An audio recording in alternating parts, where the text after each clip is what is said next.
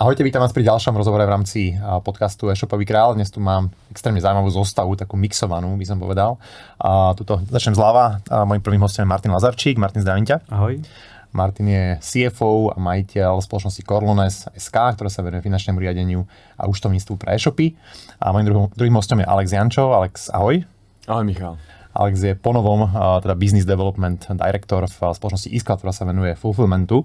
Alex, začnem tebou, alebo si tu pred predošlých rozhovoroch bol za Paketu, tak ponovom teda za iScloud. Tak povedz nám, čím ťa zaujal tento projekt a prečo si sa práve nalodil na túto loď? Myslím si, že fulfillment je, keď to zoberiem tak späť v čase, 5 rokov dozadu Paketa, kedy last mile delivery zažívalo prerod z výdaných miest, teda z boxov, z toho klasického doručenia z home delivery, tak toto si myslím, že sa udeje v oblasti fulfillmentu. Lebo v C regióne je veľmi nízka adopcia fulfillmentu a kvôli veľa veciam, o ktorých si určite dnes budeme predpokladáme aj hovoriť. No a vnímam to, že to adoption rate sa určite po vzore či už v západnej Európe alebo Amerike radikálne zvýši. A teda fulfillment je nová oblasť v rámci, keď tak nazvem, logistiky alebo tej súčasti e-commerceového biznisu. Jeden z odvetví, ktoré budú v budúce roky veľmi rásť. Fulfillment a financie také zdanlivo oddelené oblasti, ale stretli sme sa tu teda pri jednom stole. Tak povedz nám možno, Martin, ty, ako ste dali vlastne vy dvaja dokopy a teda kde ste našli ten prienik týchto vašich dvoch v podstate biznisoch? Tak u nás to vychádza z toho asi základného koreňa, že keďže sa snažíme finančne riadiť e-shopy, tak pracujeme s tými nákladovými štruktúrami. Mnoho firiem sa sústreďuje na marketing a to býva často veľká mantra, ale naša skúsenosť je taká, že v logistike býva veľmi veľa peňazí ukrytých a neefektívne využívaných. No a ako sme sa s tým jednoducho hľadali sme tú jednotkovú ekonomiku logistiky. Potom som sa stretol s Alexom, spýtal som sa ho na to názor a keď mi predstavil vlastne fulfillmentové riešenie a tak sme skúsili nejak napočítať, čo by to pre ten case, ktorý sme vtedy riešili, znamenalo, tak to bolo veľmi zaujímavé. No a vzniklo z toho to, že má zmysel možno toto poodhaliť celému trhu, že ako vieme, aký vzťah alebo kde nájsť cez náklady rozhodnutie o tom, či je pre mňa fulfillment efektívny alebo nie, takým nejakým modelom kalkulačky, ktoré tu zrejme aj potom trošku prinesieme. Väčšina e-shopov má taký možno názor, že mať vlastný sklad a vlastnú logistiku alebo vlastnú expedíciu je lacnejšie. Tak poďme si povedať, ako je to teda v praxi. Vy teda máte teraz už v spolupráci teda spolu veľa dát a veľa nejakých prepočtov kalkulácií. Tak Alex, povedz ty, že tak kde sa nejakým spôsobom láme tento mýtus? Jo. Ja by som ešte naviezal s odpoveďou na tvoju otázku ešte troška na Martina. Keď som prišiel do iScloudu a teda začal som mať prvé rozhovory s mojimi kamarátmi, s e-shopármi naprieč trhom, či už s malými, veľkými, tak samozrejme ešte predtým, som vstúpil do iScloudu, tak som si robil analýzu a vnímal som to nízke adoption rate na fulfillment. No a teda začal som v rámci tých rozhovorov zisťovať, že my sme malí, nám sa to neoplatí. My sme veľkí, nám sa to neoplatí. My sme strední, nám sa to neoplatí. Tak sa hovorím, že do keľu takomu sa to oplatí. Ja viem, že to je samozrejme nepravda. A teda keď sme sa stretli s Martinom, tak som povedal, že Martin, počúvaj, že povedz mi, ty máš skoro 100 e-shopov pod svojej správe. Ako vyzerá tá jednotková ekonomika, alebo ako vyzerá tá P&L-ka, ktoré tie e-shopy majú. Alebo ja som zistil, že e-shopy od 1 milióna aj do 5 miliónov, kde môžeme ich už radiť medzi nejaké stredné e-shopy, tak nepoznajú tú jednotkovú ekonomiku, hlavne teda, keď sa bavíme o koste na zásielku. A nie teda len na last mile, ale utriedenie všetkých priamych alebo nepriamých nákladov, čo má stojí vychystanie jednej zásielky. No a to som zistil, že ten subjektívny názor, ktorý prevláda u tých e-shopárov, že mne sa to neoplatí, lebo však áno, logicky, keď sa tak na to nad tým zamyslíme, tak keď mi povedal, že my si to robíme lacnejšie, tak do nejakej miery ten subjektívny názor môže byť pravda, ale keď už ideme do dát, tak to pravda nie je. Lebo keď som malý A teraz poviem viacero tých príkladov a samozrejme potom dám slovo aj Martinovi, aby doplnil tú časť a možno ešte hlbšie s dopadom na cash flow, až po cash flow. Tak keď som malý, tak ten modus operandi je taký, že zväčša fungujem u kurierských spoločnostiach za bežný cenník. A teraz sa bavím o last mile doprave a o tom jednom iba náklade. No a v tomto kontexte, čo to znamená, že prídem na nejaké vydané miesto, do boxu alebo na poštu a tam podám tú zásielku, lebo ten zvoz častokrát nemám, alebo keď mám, tak ešte drahší. No a keď som vo fulfillmente, tak mám oproti tým cenníkovým cenám minimálne o 30% už hneď nižšiu cenu, čiže na tomto prvom koste šetrím. A potom druhá vec, ktorú som tiež preberal a v tento case s takým malým e-shopom začínajúcim je, že ten čas, ktorý tomu venuješ. Že ty musíš ísť skorej z práce, lebo väčšinou ten začiatok je, že side job, tak musíš skorej z práce, teraz to balíš, máš rôznu sezonalitu, zapáš do toho, keď nestíhaš manželku alebo iných rodinných príležitostníkov a celkom to obmedzuje čas. A keď sú zase nápočas, čo sa ten fulfillment, tak aj v tých začiatkoch zistíš, že náklady z ušlej príležitosti, kde ty potrebuješ hlavne venovať sa tej budúcnosti, ťa strašne začína limitovať a ten cost vôbec nie je cena. Takže, a to je ten malý, a keď idem stredným alebo veľkým, tak tam by som to len zhrnul do pár vied možno, tak je, že fulfillment je variabilný náklad. A samozrejme, fulfillment je špecialista na logistiku. Kdežto, keď máš nejaký e-shop a máš nejakú rastovú krivku z malého na stredný alebo zo stredného na veľký, tak samozrejme je tam prerod z manuálneho skladu do nejakej automatizácie. A čo to znamená, že ty ako majiteľ e-shopu alebo riaditeľ e-shopu sa musí stať, alebo tvoja firma sa musí stať aj odborníkom na logistiku a musíš do toho veľa investovať.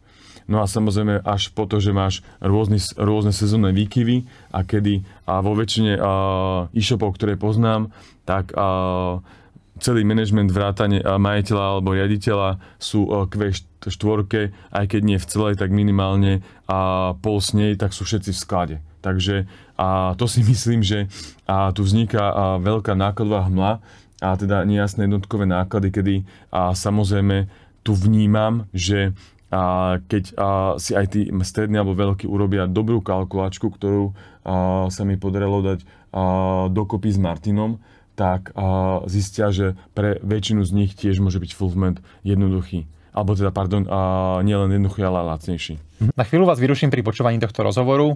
Rád by som sa poďakoval partnerom projektu e-shopový král. Sú nimi Pluweb, firma, ktorá vyvíja špičkové e-shopy na mieru. Tatra banka, vďaka ktorej teraz získate bezplatné bankové prevody s platobnou branou TatraPay+. Viac o ponukách nájdete na tatrabanka.sk. E-commerce Slovakia, asociácia, ktorá hájí záujmy slovenských e-shopov. A Corlones, už som na kancelária, ktorá je zameraná na riadenie financií pre e-commerce. A teraz už si vypočujte zvyšok rozhovoru. Martin, poďme na ten finančný pohľad. Vy ste túto mentalitu founderov nazvali teda, že urob si sám. Tak ako sa táto mentalita teda z tvojej skúsenosti prejavuje na tých financiách, tých e-shopov a teda ako to vidíš ty z toho pohľadu teda finančného auditora alebo riaditeľa, by som povedal? No ja ešte doplním, ja som bol prekvapený, keď nás oslovovali malé e-shopy, povedzme si, že do 500 000 eur a boli kompletne zaparkované vo fulfillmente. To som akože v tej mojej predchádzajúcej nejakej skúsenosti nemal, vždy sa mi to spájalo s tým väčším objemom. Ale keď sa pozriem na tú jednotkovú ekonomiku, alebo to, či mi dáva fulfillment význam, tak ja to pozerám najskôr v takých troch celkoch. Že prvý je samozrejme, že mám priame náklady, ktoré si každý vie vyhodnotiť, čo mňa stojí zásielka. Absolútne som nečakal, že máte taký diametrálny skok v nákupných cenách za dopravu. Hej, to znamená, že to už je množstvo benefitov, ktoré to vie priniesť. Ale keď poďme hlbšie, takže máme tie náklady spojené s nejakým tým nazývam oplaštením, alebo či už vlastním to nehnuteľnosť, alebo si ju prenajímam, tak mám nejaké náklady spojené s tou nehnuteľnosťou. Mám to aj tak poznačené, to prvýkrát mám u teba prípravu, aby som náhodou nevynechal. Potom, keď mám poplaštenie, ja to musím držať nejako zariadené. To sú nejakým spôsobom investičné aj režijné náklady. Keď ideme do samotnej operatívnej prevádzky skladu, tak to sú režijné náklady na energie, mzdy, podobné. To znamená, že už máme nehnuteľnosť ako opláštenie, čo si málo kto pripočíta, do toho zariadenia, do toho údržba a režia toho. potom samotné kosty spojené s expedíciou tej jednotky. Tam už sú mnoho e-shopov, keď si to prepočítava, tak im tak maximálne najčastejšie používajú prepočet režijného, tých expedičných nákladov, čiže krabica, baliaci pracovník, čas strávený na tom a v spojení s prepravným nákladom. A už ďalej zabúdajú na tie ostatné dopady a to ja považujem za najdôležitejšie. Sice hneď akože naopak trošičku prihrajem opačnej strane polievku. Nevždy tomu musí výsť prospekt fulfillmentu, ale je to case od caseu. A niekedy ale stále je veľký podiel firiem, ktorým to význam dáva. No a keď si spomeniem, že môžem to dávať z pohľadu nákladov, benefity, z pohľadu cash flow. To bolo, myslím, že aj teraz na Uptradame sme robili prieskum, kde len polovica e-shopov je zisková 12 celých mesiacov a polovica je menej ako 9 mesiacov vôbec. Takže polovica e-shopov je zisková len menej ako 9 mesiacov a to je zásadný problém, ktorý sa úplne neukazuje v tej PNL-ke, pretože akože väčšinou si to firmy spravia na mesiac. Možno keby sme to spravili z celého roku, vidíme to presnejšie, ale často, keď sme to snažili sa diskutovať s klientmi, že ako sa pozerajú na svoj logistický náklad, tak akože ten fokus bol na nejaký mesiac, na nejaký kvartál, z toho si urobili priemer. Ale naozaj, keď sa pozrieme na to, že tvorím zisk 9 mesiacov a potom celý ten aparát tých fixných výdavkov ako nehnuteľnosť, zariadenia a možno aj tých zamestnancov, ktorých tam nemám dostatočne flexibilných, ja musím vydotovať. A teraz, keď si toto rozriedím, tak tu sa začína prvýkrát otvárať otázka, neoplatí sa mi ísť do fulfillmentu? Okay. Druhá vec, veľmi to má dopad aj na cash flow, že ja nielen svojich zásob musím mať v nejakom objeme na sklade, to mi berie cash, ale ja musím aj ten obslužný materiál od papiera do tlačiarní až po tej krabice a výplne na sklade, tiež mám v tom viazané nejaké zdroje a keď si pozrieme v úhrne roka, koľko peňazí tam je naparkovaných, tak nie je to úplne malé číslo, ktoré by sa dalo teoreticky prealokovať. Hej, takto sa to preniesie jednoducho na fulfillmentovú spoločnosť. Čiže už máme dopad na ziskovosť, máme dopad na cash flow a teraz keď by sme ešte išli do hĺbky, ale to je skôr merané pri väčších spoločnostiach, nejaké škody na sklade, málo kto to chce prenášať na zamestnancov, aj keď sú prípady, kedy to prenášame na skladníkov, ale po väčšine v nie plnej výške, tak keď si toto dopočítame, ako nejaký obraz nám to dáva. A sú situácie, kedy to naozaj vychádza efektívne. To bol ten prípad, kedy vlastne nás nakopla tá spolupráca, že sme naozaj z toho plánovaného, očakávaného objemu za zasielku, kedy klient alebo e-shop, povedzme si, toto bol zrovna do 2 miliónov eur, očakával, že cena zasielky stojí niekde 3,50, 3,70, tak zrazu sme zistili, že sa blížime k 7 eurám. Takže je to úplný kolotoč. A v súvislosti aj nedávno na LinkedIn behali statusy, že dá sa vôbec dnes ešte plánovať? Tak akože sú na to rôzne názory, ale v zásade, ak pracujeme s verziou, že trh je čoraz nepredvídateľnejší, tak potom jediné riešenie pre firmy je na to, aby dokázali prežiť. A potvrdzuje to aj to, že len 50% firiem je ziskových viac ako 9 mesiacov. Väčšina teda menej. 9 a menej. Tak znamená, že ja musím byť veľmi agilný na tom, že rýchlo nafúknem spoločnosť, rýchlo sfúknem. Rýchlo nafúknem a rýchlo sfúknem. Keď som v skladoch zabetónovaný, tak to jednoducho neviem robiť. Reagovať s veľkým oneskorením na potreby zmeny. Tu myslím si, že to je čisto v režim pay as you go. To znamená, že v tých momentoch, keď ju potrebujem sfúknuť, tak ako je to problém zrazu fulfillmentu. A to ešte sa bavíme stále len o financiách a možno za mňa je si dôležité aj nejaká mentálna kapacita majiteľa tej firmy. Možno povedz ty, Alex, že aké to je vlastne ten rozdiel, keď si majiteľ e-shopu, ktorý má outsourcovaný sklad versus teda vlastný sklad? Čo ešte Martin nepovedal, doplním to, tak samozrejme to potom alokácia nepriamých nákladov a tie nepriame náklady je, že keď som CEO, tak koľko času z mesiaca venujem logistike alebo tej operatíve, ak je to 20%, tak svoju mzdu 20% alokujem do tej kalkulačky, čiže samozrejme aj iného manažmentu, až počnúť HR. A samozrejme plus tam treba zarátať ešte aj fluktuáciu, lebo fluktuácia samozrejme plus sezónna práca, že to sú veci, ktoré, aj keď sa bavil minulý týždeň na Uptradame, tak tiež mi povedali ľudia, že naberať sezónnych ľudí, ktorých samozrejme väčšina e-shopov má tú najväčšiu krivku predaja Q4, tak začínajú s tým mať čoraz väčší problém.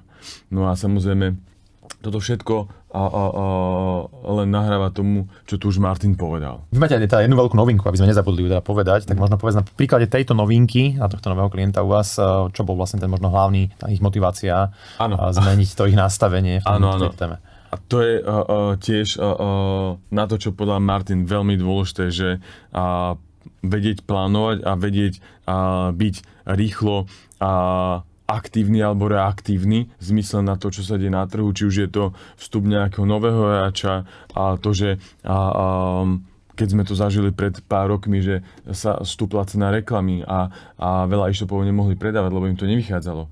A tých vecí tu bolo rôzne. No a podľa mňa oni ešte len budú prichádzať, lebo stále dostatočne na úrovni percent nie sme v takom rozložení, ako je Západ, v zmysle, že 60% v Nemecku už ľudí nakúpiť na platforme, tu sme stále na iba 30%.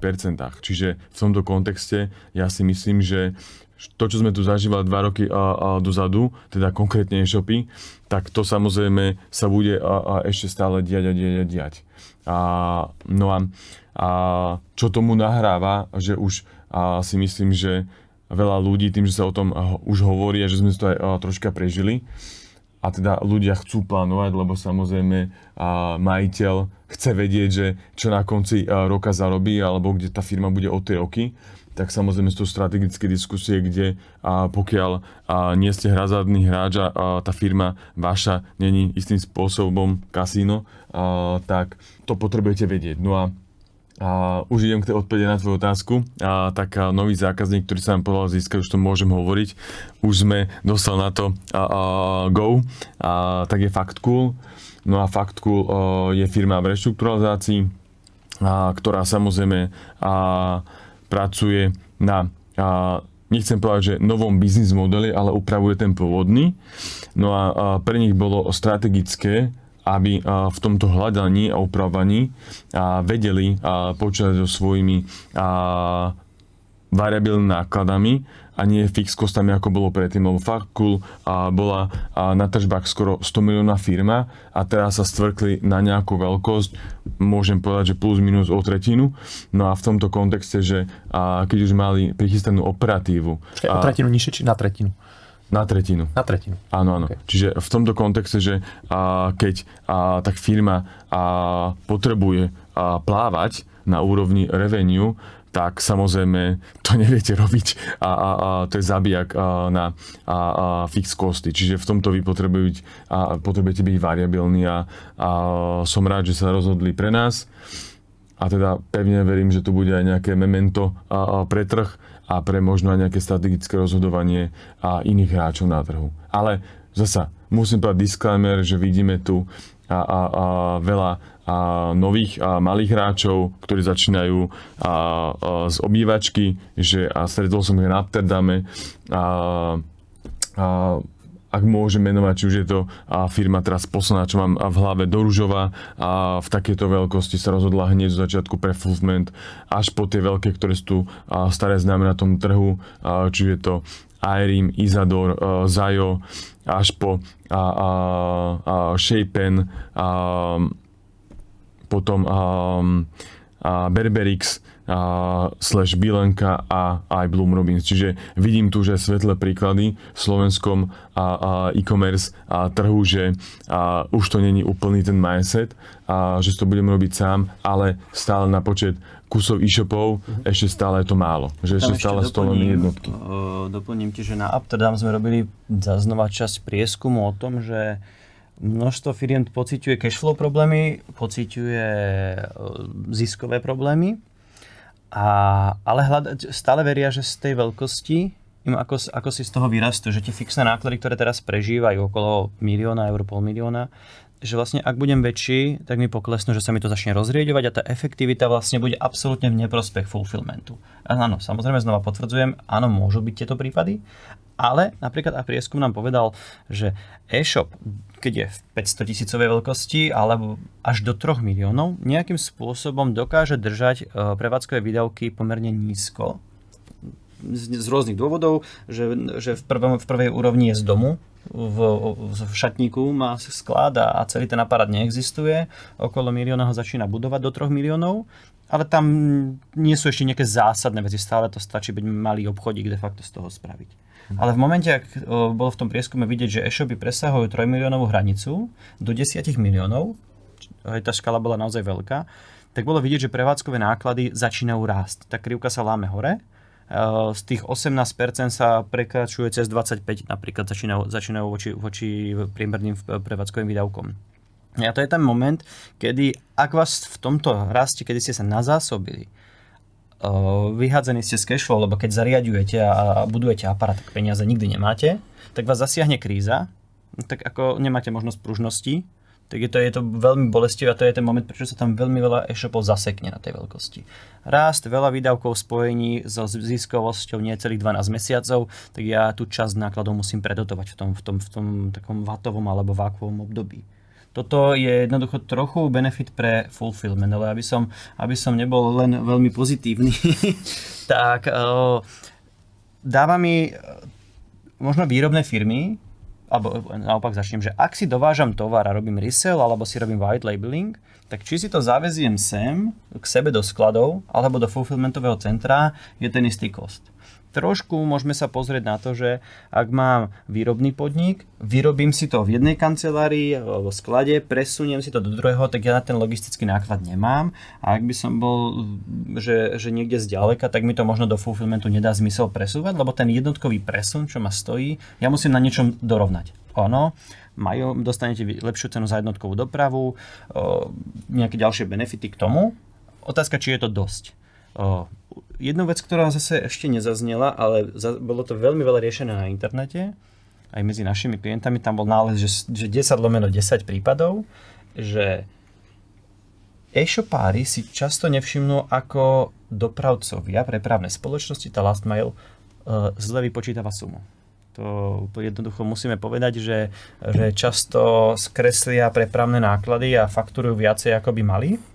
Kdežto myslím si, že toto je u vás na vašom triku, že ten automat to odhalí a to je ďalšia úspora. Čiže ono je to na pohľad navyše kosti, napríklad aj s tou prepravou a migrácie zo svojej výroby niekomu inému, keďže som to musel absolvovať, ale všetky tieto dodatočné benefity ako môžu začať dávať zmysel. Hovorím, netvrdím, že to je v každom prípade, ale sú scenáre, kedy to naozaj vie vychádzať. A aj tá budúcnosť toho e-commerce, ja predpokladám, že za chvíľu to dopadne tak, že ja nebudem mať žiadnych zamestnancov, budem mať len outsourcing marketingu a outsourcing skladu. Už teraz máme klientov, ktorí robia milióny eur revenue a nemajú takmer nič, že je to celé akože skoro ako dropshipping celý, ale jednoducho, že často na čo? Často to je len, že chcem to mať pekné, chcem to mať vlastné, ale ako, či je to efektívne. Krátky komentár iba k tomu e-shopu do Ružova, ktorú si spomenul, tú Dominiku Ružovu. Tá moja klientka vlastne v rámci konzultácie a ja musím potvrdiť, že sa extrémne uľavilo, teda keď to naskladnili ku vám a začala sa z pohodlia svojho teda domu pozerať na to, ako to tam samé odchádza, lebo takto vlastne po večeroch jednak vyrábali tie pekné šperky, ktoré vlastne vyrábajú priamo doma s manželom a samozrejme to balili a chodili s tým fyzicky niekam proste na poštu. Tak viem, že sa veľmi akože tešila z toho, že teda pred očami sa to tam všetko ako šipuje a nemusí sa o to starať. Takže akože podľa mňa aj ten mentálny, ako keby, že to uvoľnenie tej kapacity je v tomto ako zásadné, že proste vieš tak sústrediť na ten produkt, na ten marketing a ten sales. A to je v každom stage, vieš, že ako som spomínal, že keď si v tom malom, tak áno, strácaš určite niečo aj na tom koste, že nakupuješ z väčšiu dopravu drahšie, ale ťa to stojí veľa časovo a počas toho dňa, alebo tvoju rodinu, ale keď si veľký, tak ty sa potrebuješ stať logisticky technologickou firmou a nabrať tam taký aparát ľudí a nakúpiť tie technológie v čase, vieš, lebo prečo, keď Martin hovoril o tom náraste, tak zväčša sa to láme, keď idem z nejakého manuálneho skladu, kde ľudia robia, a tak ako som im povedal, do nejakého technologického procesu, kde je aj nejaký hardware, nejaká technológia, a samozrejme tam to už láme na kostoch, vieš, lebo aj obyčajná čítačka, ktorú potrebuje skladník strojov skenuje zásielky a nejaké procesy na tom sklade a to nie je technológia, to je lepší telefón, keď to tak nazvem, tak stojí od 500 do 1000 eur, ale jeden kus. Čiže v tomto kontexte až po to, že keď počúvam e-shopy, že mám 150 ľudí, tak viem, že koľko ľudí pracuje na back office, tak zväčša je to do 50 a zvyšok je na skade. No a zrazu, keď si predstavíš aj mentálne ako majiteľ, že zrazu nemám styk so zamestnancov, tak zrazu ako mám malú kompaktnú firmu a ako sa s tou malou kompaktnou firmou dá rýchlejšie hýbať, o koľko menej starosti mám. Čiže v tomto kontexte náklad z ústredných príležitostí je claim, ktorý rád používam z toho dôvodu, že je tam nutné tento mindsetový switch, aby som takisto sa nebál, ako keď outsourcujem nejaké PPCčka alebo SEO alebo whatever na iných fieldoch, tak sa nebať a pustiť ani tú logistiku, lebo ja si myslím, že veľa ľudí to tak má prirodzene rado, lebo ráno ide do tej veľkej budovy, nielen kancelárskej, ale aj s tým skladom a sa na to pozeráš a je to také akože pekné, vieš, lebo zrazu je to aj taká väčšia hmota, ale podľa mňa, a myslím si, že tie časy, ktoré začíname žiť, alebo ktoré sme aj prežili 2 roky dozadu, tak už toto mindsetovo ľudia budú postupne opúšťať. Ono to aj bolo možné dávnejšie, že sa tie všetky náklady dramaticky rastli, ďaleko rýchlejšie ako naša predajná cena a to je vidieť na tých e-shopoch, ako im klesá tá ziskovosť, že prednedávnom ešte sme toto nemuseli riešiť a mohli sme sa pokojne prejsť po tom sklade, že či to, že cítim sa ako vo vlastnej firme. Na druhej strane, to je daň za ten luxus, je ten náklad, ktorý za to musím platiť a v čase tých výpadkov je to otázka, či to chcem naozaj a potrebujem sa píšiť krásnym priestorom alebo potrebujem fungujúcu firmu. Ešte ma kľudne opravte, ako tak nie je, ale mám pocit, že aj pri tých problémoch kde dole sú, toto bol asi jeden dnes, z veľkých problémov, že mali teda svoj sklad, drahý sklad, veľký sklad. Je to tak, že tiež keby možno vtedy boli nejak viac flexibilní, tak mohli možno predísť niektorým finančným ako keby komplikáciám? A určite si myslím, že áno. A stručne, alebo samozrejme zažívali to isté, čo zažíval Factcool, že tiež sa stvrkli. A samozrejme, keď si predstavíme, že boli ready shipovať nejaký objem zásilok a zrazu je ten zásilok, poviem len príklad, polovičný, tak samozrejme tie kosty, ktoré si dal do metroch štvorcových, tak musíš platiť aj tak. Alebo do tej technológie, ktorú si nakúpil, alebo nejakého iného hardveru, tak musíš platiť aj tak. Alebo keď si investoval do nejakého software, a to je ďalšia vec, na ktorú nesmieme zabúdať, že ten sklad funguje na nejakom VMS-ku. Podľa mňa 8 z 10 e-shopov, ktoré som stretol, tak bežia na nejakom vlastnom. A samozrejme, keď idem z toho manuálneho do nejakej technológie, tak samozrejme to je ďalší náklad, ktorý ma čaká, je investícia do integrácie tretích strán a do developovania toho softvéru, ktorý sa mení veľmi dynamicky. A takisto neposledná vec, ktorú by som doplnil, tak vidíme tu boje na rôznych trhoch last mile dopravcov, o získanie si market shareov alebo o púšťaní nových služieb alebo teda nejakých derivátov. No a štandardne e-shopy majú 1-2 kuriérov a zrazu keď mám kuriéra A a kuriéra B, ale kuriér C dáva teraz nejakú zľavu, tak to neviem využiť. Čiže neviem využiť ten trhový potenciál a neviem využiť toto vo svoju výhodu. A samozrejme aj vo svoj náklad. A toto samozrejme vo Fulfillmente, kedy Fulfillment spolupracuje so všetkými relevantnými hráčami, tak je možné robiť. Je možné reagovať rýchlejšie aj na prípadné potom chyby dopravcu, kedy niekedy sa stane, že nejaký dopravca má nejaký problém s kvalitou, lebo tak samozrejme Fulfillment má tú možnosť, že vie a vidí to, tak vie prípadne svojim partnerom radiť, že OK, že zmeniť to v košíku a je to takto na brnkačku. Ja ti tam ešte skočím, lebo už vidím, že chceš ísť ešte, ale nadviažem na to, že keď pozrieme, ako sa nám tvorí kontribúcia, tá moja prvá ziskovosť, tak každý hľadá úsporu v marketingu, ale vieme, že to nie je to také jednoduché, lebo by to už každý urobil. A ako keby potom vlastne vystriali všetky náboje.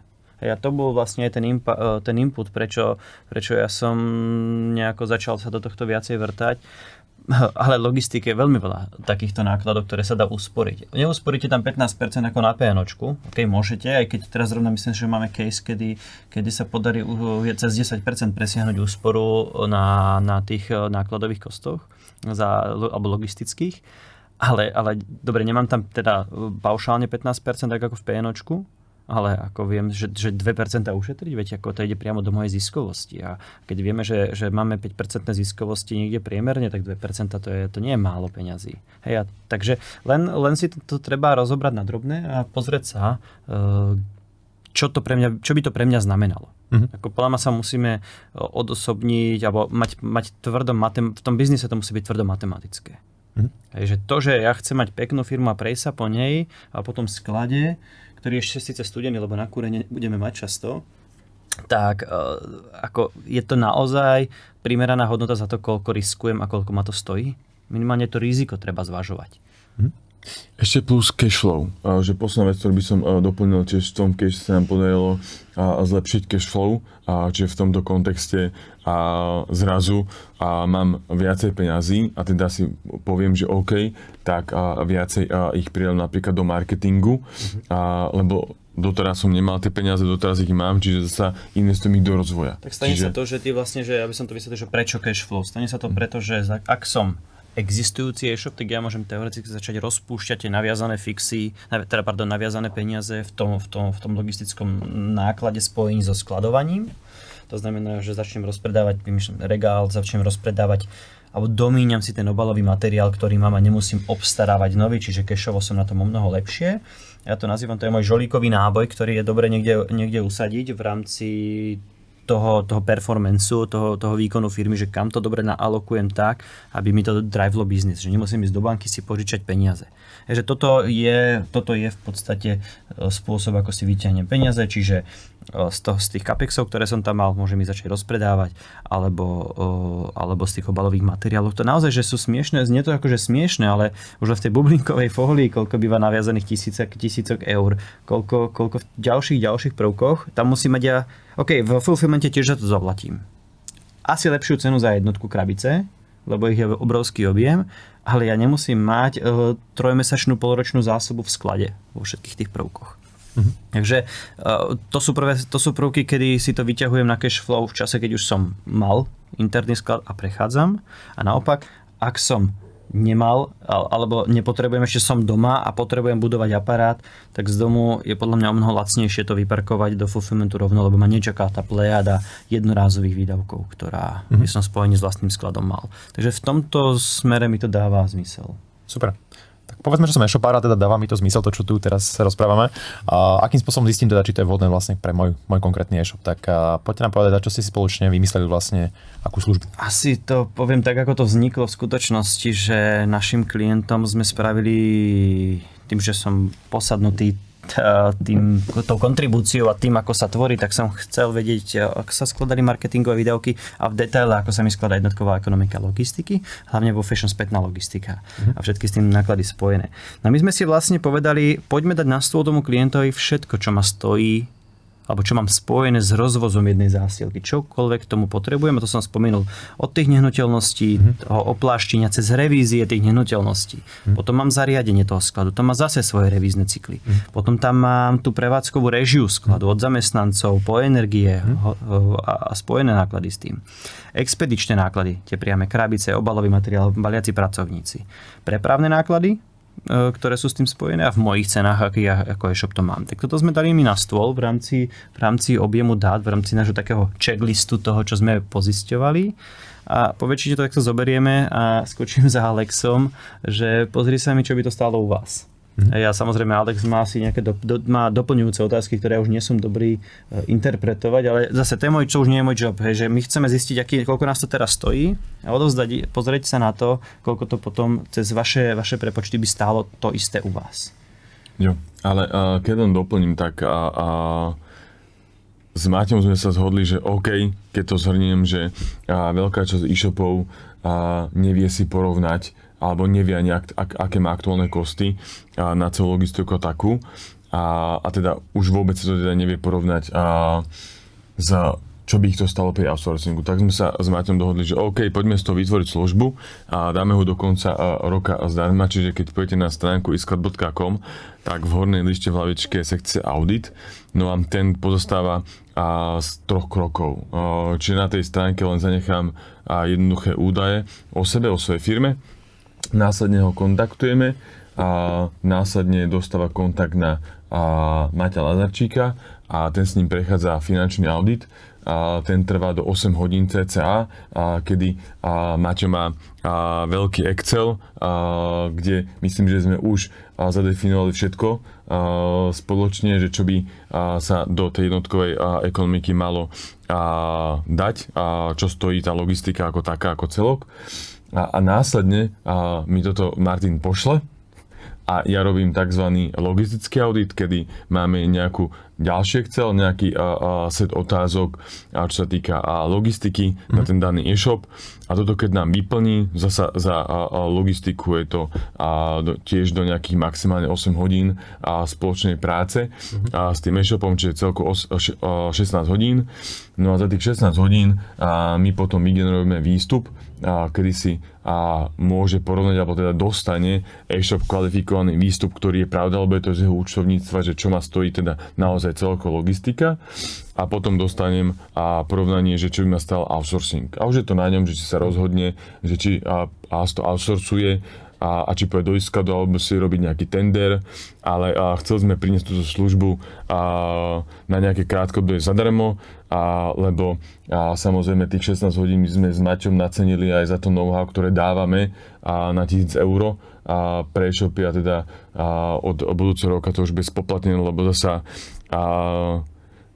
vieme, že zadarmo není dobre a zadarmo tie veci nemajú hodnotu, a samozrejme ani my nechceme na tom páliť čas pre ľudí a firmy, ktoré to nemyslia vážne a ktoré my potom nekomunikovali s nami a my by sme ich museli proaktívne naháňať a podobne. Čiže teraz budú mať e-shopy unikátnu šancu do konca roka, aby využili tú možnosť to mať od nás zadarmo. Ešte aby sme boli teda objektívni, tak predpokladám, že asi to chcete robiť hlavne pre shopy, pre ktorých je vhodný fulfillment, lebo asi nie pre každý typ produktu je fulfillment vhodný. Tak, áno, že veľkostne... Alebo to budete robiť pre kohokoľvek, aj pre niekoho, kto predáva chladničky? Nie. Veľmi dobrá poznámka.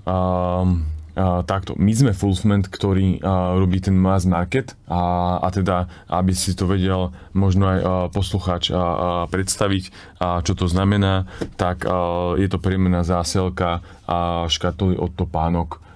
To je to, čo denne expedujeme. A samozrejme nerobíme nábytok, nerobíme nejaké veľké veci. A vznikajú fulfillmenty, ktoré toto vedia robiť, ale na to sa Iskat nešpecializujeme. Ak by prišiel takýto dopyt, tak samozrejme viem si predstaviť, že Maťo by im určite poradil za tú finančnú časť, ale za tú logistickú časť by už musel ísť niekam inám, aby im vypracovali ponuku a alternatívu, že čo by ich vyšiel fulfillment ako taký.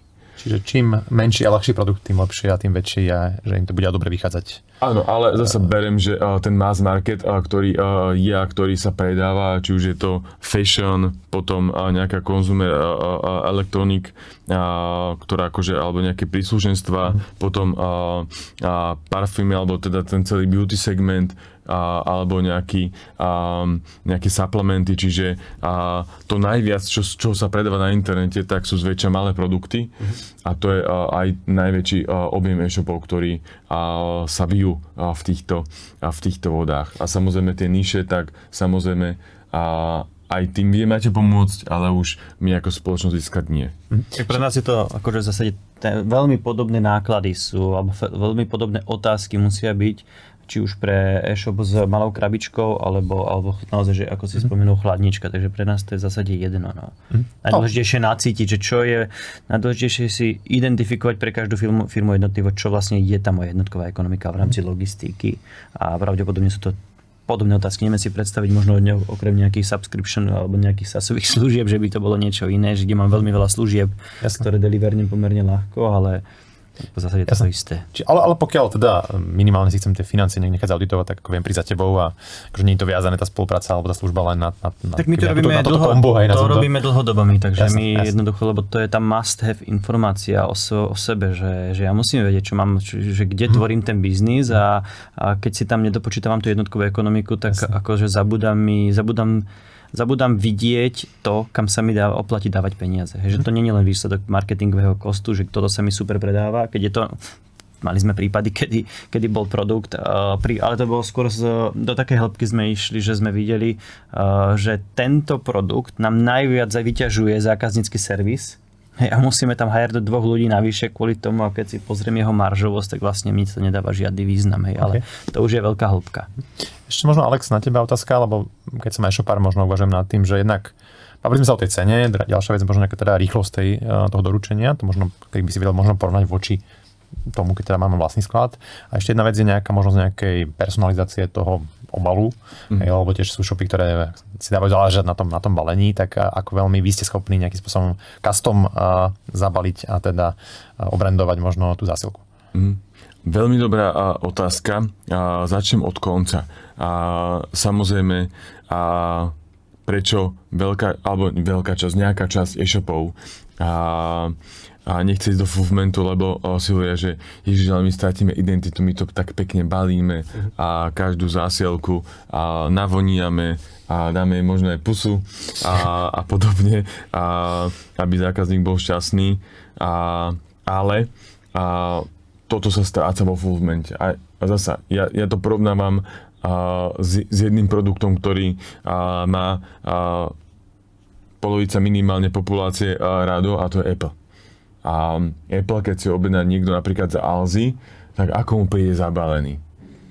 Štandardne. No štandardne, vieš, že nepríde to v nejakej stužke, je to drahý produkt, ale Apple to vyriešil tak, že on má to balenie a ten akože packing svoj a že tam má zažiť to, vieš, čiže ja by som tiež apeloval na to, že neopínajte sa ako e-shopy na tú krabicu, že ten človek sa neteší na krabicu, on sa teší na to, čo je vo vnútri. No a čo my vieme robiť, tak my používame vlastné krabice v niekoľkých veľkostiach alebo obálky, na ktoré vieme nalepiť brandovú nálepku pre každú krajinu, aby mohla byť v rôznom jazyku, a kde je nejaký pozdrav alebo podobne. Takisto vieme pribaliť vzorky, letáky, hocičo, lebo my to bereme ako item, respektíve nejakú položku, ktorú balíme do tej objednávky, čiže dovnútra vieme pribaliť hocičo. A to pusu za príplatok teda? Dáva Alex. Áno.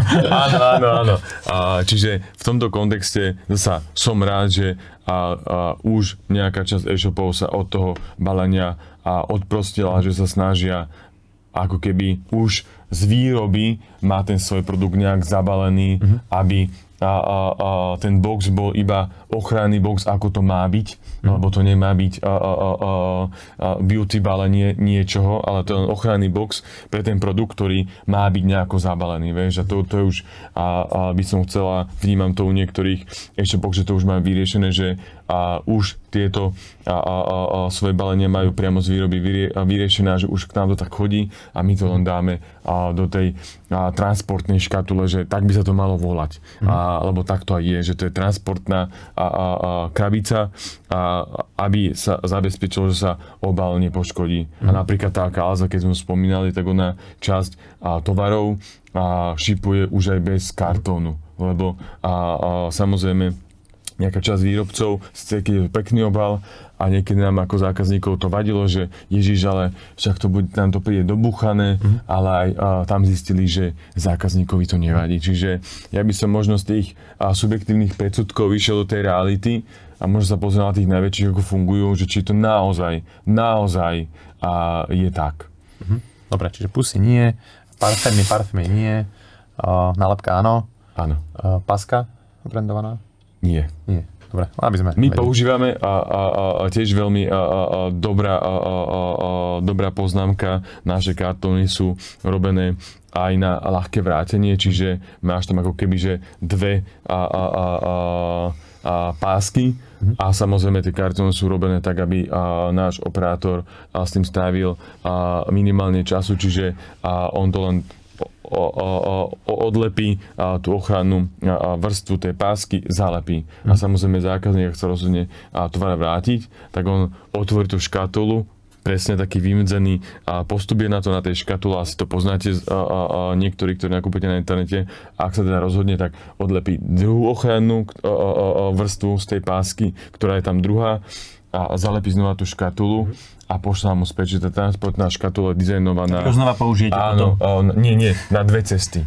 Prípadne, čiže na cestu tam a na cestu späť.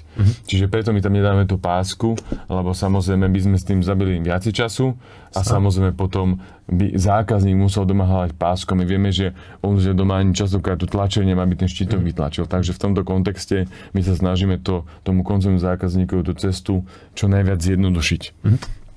Keď sme pri tom, ako fungujú vás vratky, teda hlavne pre zahraničných alebo medzinárodné teda e-shopy? No, čo sme sa nedotkli, a tiež veľmi dobrá otázka, tak samozrejme s Fulfillmentom vie človek veľmi rýchlo expandovať. Čiže ak sa rozhodne, že chce expandovať, tak vie si zapínať pomerne tie krajiny rýchlo, v úvodzovkách z hodiny na hodinu, kdežto ak by to robil normálnym spôsobom, tak by si musel hľadať nejakých dopravcov, konzulátorov a podobne, ako sa tam vyriešiť logistiku a zasa si urobiť nejakú API integráciu na tie ďalšie dopravy a podobne, že by to stalo nejaké ďalšie kosty, čas, kdežto vo Fulfillmente, ktorý už má raz naintegrovaný, len si zapne v danej krajine tú možnosť a už je to len nastavení v košíka na tej novej krajine. No a samozrejme v každej krajine máme viacero možností vrátenia tovaru, máme tam vrátenie prostredníctvom spätnej adresy, ktorú máme v každej krajine, v ktorej pôsobíme, a takisto tam sa snažíme ponúkať, ak je možné na tom trhu, vrátenie aj cez výdané miesta a cez boxy, a takisto v niektorých krajinách, a snažíme sa to mať v každej, len ešte stále to dopracujeme, lebo je to náročnejšie, tak aby to bolo možné pre tých najzaneprázdnejších alebo zákazníkov, ktorí požadujú najvyšší komfort, tak aby im to kuriér vedel prísť zobrať priamo k ním na adresu.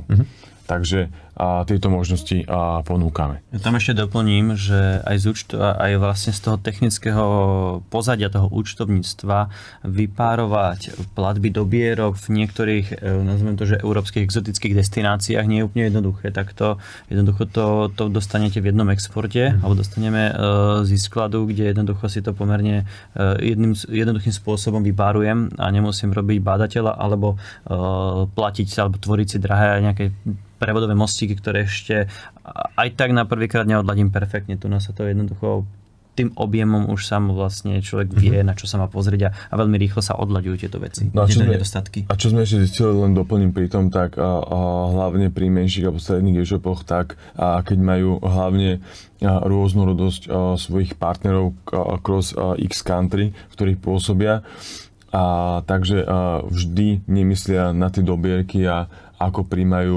buď cudzemeny a podobne, alebo ak sa nechajú konvertovať, tak tam sme tiež zistili, že veľa e-shopov tratia aj na tomto a že keď pôjdu napríklad e-skladu, tak aj tu vieme priniesť veľkú úsporu a vyrovnanie tohto častokrát nesystému, ktorý panuje v tých firmách, že to len nejako podpíše, nastaví a častokrát to nemajú firmy zaprocesované a nevedia, ako sa dá aj ten finančný tok na tých dobierkach optimalizovať, ako ho mať najsprávnejšie nastavené z pohľadu zmenami, ktorých pracujem, a ako ich získavam, aké sú na tom potom zmenové poplatky, čiže na nejakom forexe. Čiže v tomto kontexte tu tiež pre väčšinu firiem vieme priniesť úsporu. Tiež veľmi dôležité inak povedať. Dobre, že sme sa k tomu nejako dopatrali, lebo by to možno neodznelo.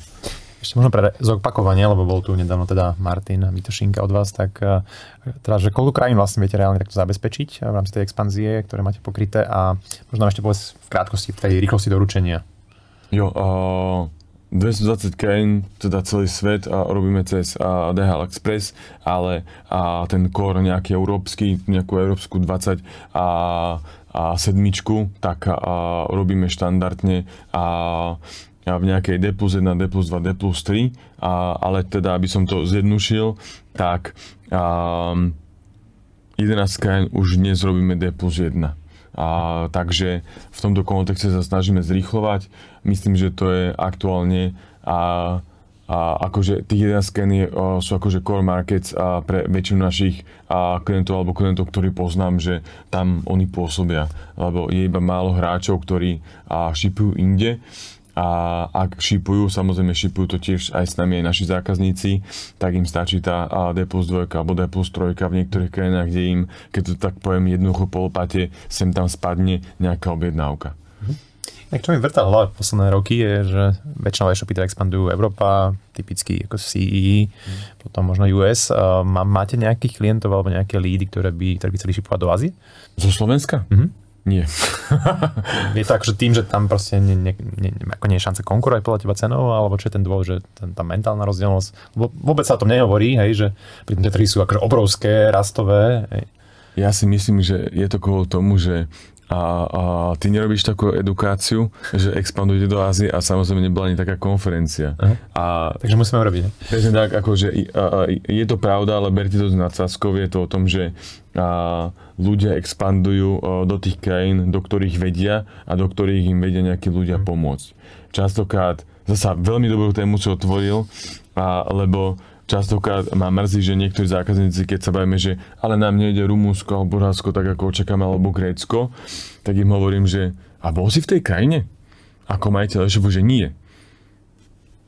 Že nechápem, vieš, že toto je paradox a ten rozdiel, ktorý sa v iných biznisoch, alebo predtým, než bol e-commerce, nedial, že zväčša tam, keď si išiel dobývať ten trh, chcel si otvárať nejaké obchody a chcel si tam nejak konkurovať, tak že tam išiel, že na pol roka alebo na rok tam bol niekto vyslaný, nejaký tím a proste nielen mapoval trh, ale potom prípadne aj otváral, vieš.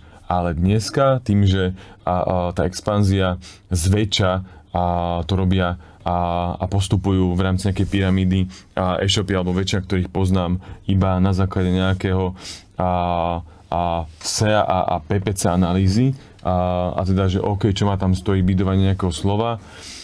To je škoda, lebo počul som o rôznych príkladoch, kedy nejaká slovenská alebo česká agentúra robila napríklad v Španielsku nejaké promoce z Vianoce a zistili, že to vôbec nefunguje a potom zisťovali, že keď im zavolal nejaký nejaká firma, ktorá bola lokálna nejaká marketing agentúra, tak im zavolala, že s takouto reklamou neúspejete, lebo tu je nejaký iný modus operandi a potom to zistili a bola to jedna z veľkých spoločností, ktoré nemôžem menovať, ale tiež ma to prekvapilo, že tiež v tomto postupovali nechcem povedať, že menej odborne, ale pre mňa je veľmi dôležité, že je nutné ísť na tie trhy a poznať ich. A teda, keď sa dostanú k tej Ázie, tak väčšina, alebo teda nejaká časť tých e-shopov možno bola maximálne v tej Ázii na dovolenke, ale neboli tam robiť a neskúmali, ako tam robiť ten biznis, lebo tam je to absolútne asi na platforme. Čiže musíš byť na Alibabe alebo na iných platformách, ktoré sú tam ako alternatívy voči tomu. A samozrejme tá logistika, tak ako tam funguje, to som mal jeden dobrý pokec s domorodcom, tak tam funguje totálne, že same day delivery a tam je akože quick commerce, o ktorej nám sa nesníva, že ty bývaš v nejakej lokalite a na každú lokalitu je x počet ľudí, ktorí sú na skútroch.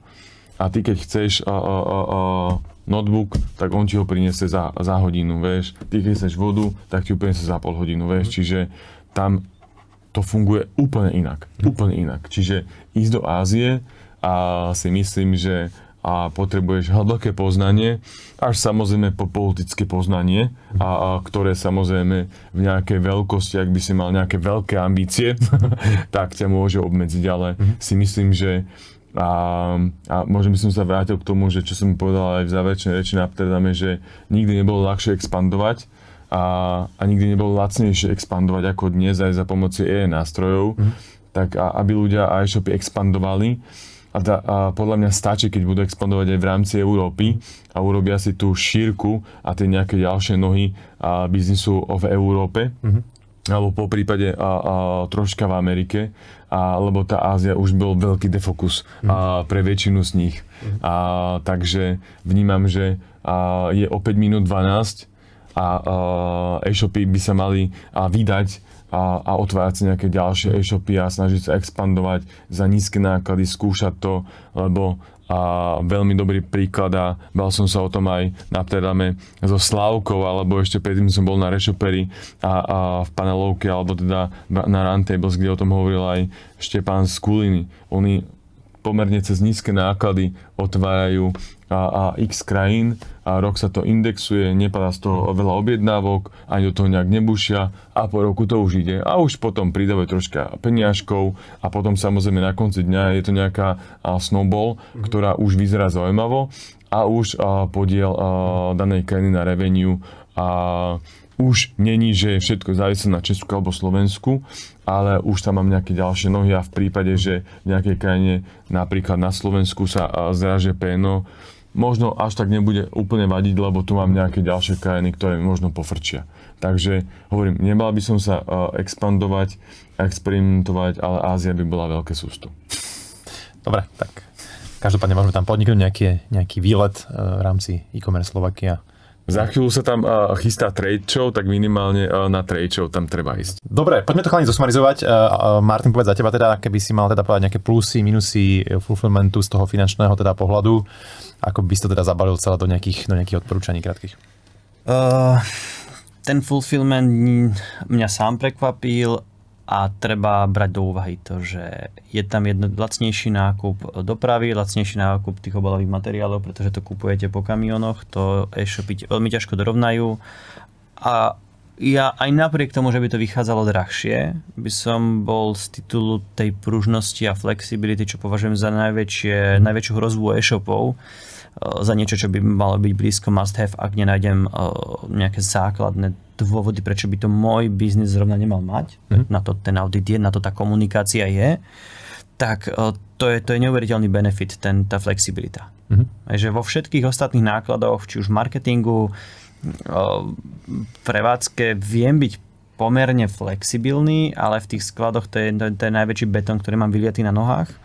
Tým pádom v tomto prípade ho prestávam mať a ja by som bol často ochotný odporučiť, ale zase veľmi citlivo musím o tomto hovoriť, že len za predpokladu, že by to naozaj nemalo zásadný negatívny dopad na biznis, tak aj s vyšším nákladom ísť do fulfillmentu vďaka získaniu tej flexibility a toho rýchleho nafúknutia firmy, rýchleho sfúknutia firmy, keď potrebujem, tak to je pre mňa vlastne že benefit, ktorý si kúpim týmto.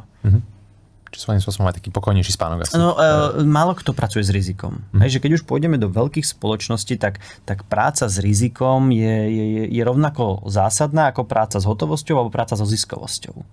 Hej, lebo ja môžem naozaj 3-4 roky, ten COVID to ukázal, ja mám perfektný cash flow, perfektnú ziskovosť, ale čakám, len tam za rohom číha jedno riziko, že prepad objednávok. A môj biznis končí. Tak toto je príležitosť, ktorá mi veľmi veľa rizik dokáže eliminovať a ja by som bol ochotný si v mnohých prípadoch za to priplatiť teoreticky. Ale to vôbec netvrdím, že to musí byť drahší ten fulfillment. Osobne zatiaľ tá skúsenosť je u nás taká, že ale vytipovali sme naozaj klientov, ktorým som očakával, že to bude lacnejšie, tak aj to lacnejšie bolo. Ale plus ten benefit toho rizika, to je niečo, čo ja považujem za najzásadnejšie a každý e-shop nad 3 milióny, alebo ktorý tam už niekde dostal a začal betónovať tú prevádzku, tak určite mi dá za pravdu, že mnoho vecí bolo zbytočných. To je taká túžba z niečoho, čo nepoznám a nejaká taká mysticizmus, že keď raz budem väčší alebo budem mať všetko vlastné, tak to bude lepšie. Dobre. Super slovo na záver. Alex, poď teraz ty teda niekto sumarizovať, teda, prečo fulfillment dáva podľa teba zmysel biznisovo, strategicky a teda pripomneš teraz možnosť toho auditu. Jo. Nebuďte ITčkár, ktorý si mení olej na svojom aute, lebo pravdepodobne sa stane to, že príležitosť napriek, ktorú by ste mohli robiť na úkor toho, by vám zarobila viacej peňazí, ako by ste zaplatili servis za výmenu toho oleja. A to si myslím, že je prípad aj fulfillmentu a outsourcingu, keď sa na to pozrieme cez jednu špecifikáciu a to, ako som už spomínal, že náklad ušlých príležitostí. Čiže ja si myslím, že to teraz e-shopári budú zažívať. Ja im prajem, aby zažívali to, čo najmenej, ale budú. A dúfam, že vtedy sa im spomeniem, alebo si ma budú vizualizovať, že to Alex hovoril, že teraz, keď budú v Q4 a vstúpať do sezóny, tak určite nejaká časť firmy počnúť majiteľmi alebo riaditeľmi budú v sklade baliť. Takže to sa diať nemusí, ak sú vo fulfillmente. No a samozrejme, ja by som vám povedal toľko, že čakajú nás časy, ktoré nám ukázali späť 2 rokov, že tie časy sú nepredvídateľné. To, čo povedal Martin, je tu nejaké riziko, čo ja vnímam, že časť e-shopov, kde je ten management nie až tak seniorný. A prečo? Sorry za kritiku, ale myslím, že oprávnená, Martin to potvrdí, možno aj ty. Ako sa s tým stretávaš, tak je práve tá nepráca nielen s rizikom, ale tá priamo súvisí s prípravou nejakou stratégie. A prvý pilier, keď robím stratégiu, je makrotrendy. A už sme tu viackrát spomenuli to, že v Nemecku sú platformy na nejakom objeme a tu na nejakom objeme. Čiže ak sa povieme na tie trendy, že kde sú v Nemecku, kde sú na Slovensku, sme iní ako Nemci? Sme horší, lepší, že kedy to bude rovnaké na Slovensku ako to v Nemecku, alebo Nemecko bude také ako je to na Slovensku, čiže keď si veľa otázok položí ten e-shopista pri tvorbe svojej stratégie a potom v rámci svojho segmentu, čo sa môže stať, tak to je to riziko a podľa toho by potom mal zvažovať kroky, ako bude riadiť svoju firmu, a ako bude pracovať aj s prípadným outsourcingom a logistika ako takým. Takže toľko za mňa. Super. A teda kto by mal záujem a teda spada do tých škatuliek produktových, tak vie si dať urobiť u vás nechať urobiť ten audit. Áno, na iskat.com. Sme také call to action dali na záver. Áno, v sekcii v hlavičke si kliknite audit no a do konca roka zdarma, čiže prosím, využite to. Viem, že teraz idete do sezóny všetci, budete mať veľa práce, no ale tých hodín to nie je až tak veľa, že 16 hodín si myslím, že vie nájsť každý na to, aby vedel zistiť to, čo možno teraz nevedel. Tak 16 hodín do toho dávame my. Áno, ale beriem, že oni spolu s nami budú alokovať do toho minimálne rovnaký počet hodín. Takže v tomto kontexte, aby to využili ako šancu poznať svoje jednotkové náklady v tejto časti PNL-ky, aby mali aj ten manažerský pohľad na to, že či to robia dobre alebo zle, či to vychádza lacnejšie, ak by to prípadne outsourcovali a či by sa nestalo to napríklad, že od januára 2025 by mali lepší cash flow a že by mohli ešte viac expandovať. Super. Mým hostom boli Martin Lazarčík z Corleone.sk, Alex Jančo z e-skladu, už som skoro povedal spagety. A teda ďakujem, že ste prišli, chalani, veľmi ma to bavilo. Myslím, že to bude celkom taký zásadný ako podcast z hľadiska nejakej možno budúcnosti, aj verím, že slovenských e-shopov. Takže super, že ste prišli. A teda ďakujem vám, že ste nás sledovali, počúvali. Ak sa vám to páčilo, budeme radi za každý komentár, like, share. A samozrejme, budem rád, keď sa pridáte k odberu tohto YouTube kanála alebo Spotify, kdekoľvek nás počúvate. Postupne vás tam pribudú, tak sa teším z toho. Takže vidíme sa čoskoro. Pekný deň, ahojte.